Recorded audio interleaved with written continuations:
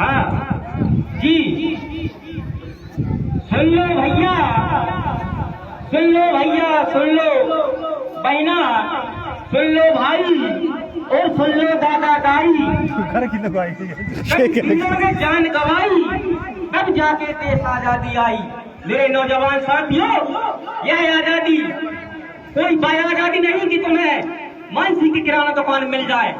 आजादी 2-10 रुपया की, यह आजादी बड़े मौके से मिली है। यह आजादी खून और पसीने की दी हुई आजादी है। हमारे वीरों ने जान गंवाई है आजादी के प्रति।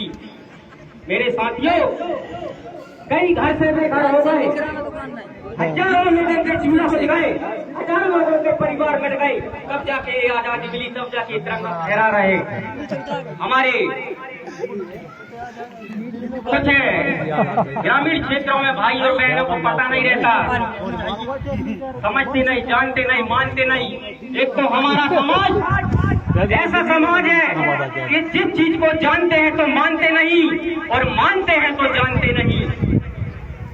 एक मंदारी यदि अभी डमरू लेके आ जाए तो कम से कम 30 से 40 लोग वहां चले जाएंगे। और जब हरिद्वार का जब तिरंगा निकला था तो लोग ऐसे ढूंढते हैं खिड़की से, कोई कोना से ढूंढते हैं। वाह मेरे नौजवान साथियों, जबकि तुम्हें आज के दिन बड़ा सौभाग्य का दिन है। तिरंगे के साथ साथ चलना चाहिए। हर घर में तिरंगा होना चाहिए, हर घर में दीपक होना चाहिए। हमें खुशी होना चाहिए कि हमें गुलामी से मुक्ति मिली है, सभी को गर्व होना चाहिए।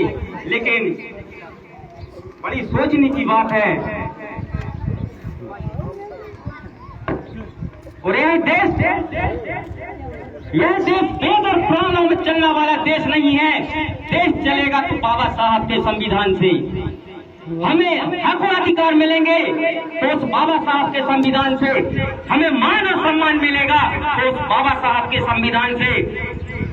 हमारी महिलाओं की सुरक्षा होगी तो उस बाबा साहब के संविधान से। हमारे बच्चों की पढ़ाई, शिक्षा और शिक्षा होगी उस बाबा साहब के संविधान से होगी। मेरे साथियों, यह देश वेद और पुराणों में चलने वाला देश नहीं है। देश चलेगा तो बाबा साहब के संविधान से चलेगा। और हमारे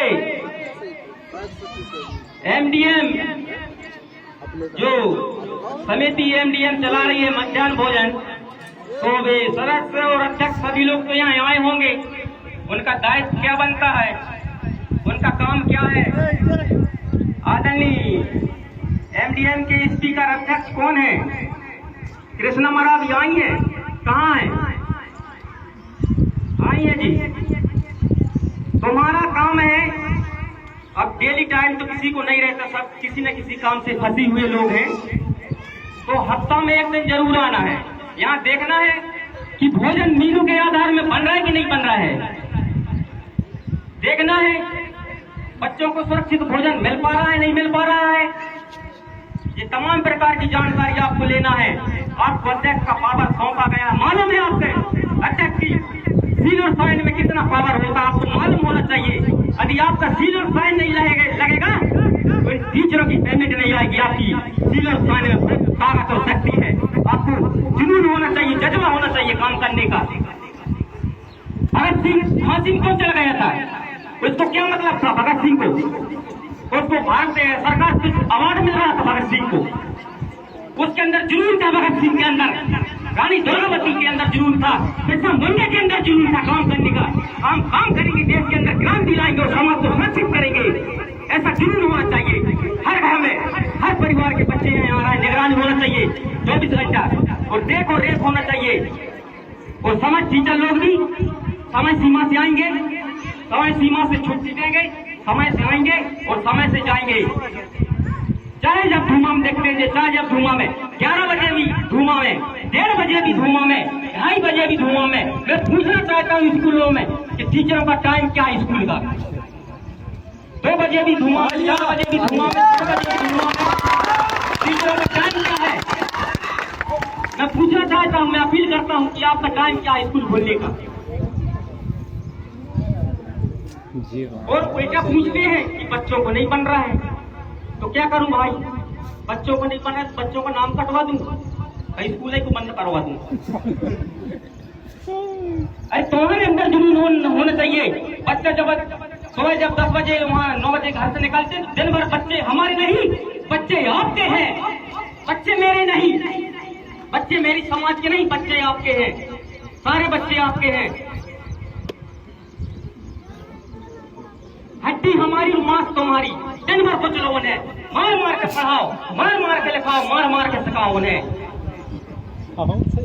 बनना चाहिए। लेकिन पहले तो टीचर भी सक्षम होना चाहिए ना। तो मेरे नौजवान साथियों, अब मैं ज्यादा कुछ नहीं कहूंगा, और भी हमारे साथी लोग हैं, आप सभी ने यहाँ बोलने का मौका दिया, बहुत बहुत सभी को धन्यवाद, बहुत बहुत मैं आपका आभार प्रकट हूँ। भारत माता की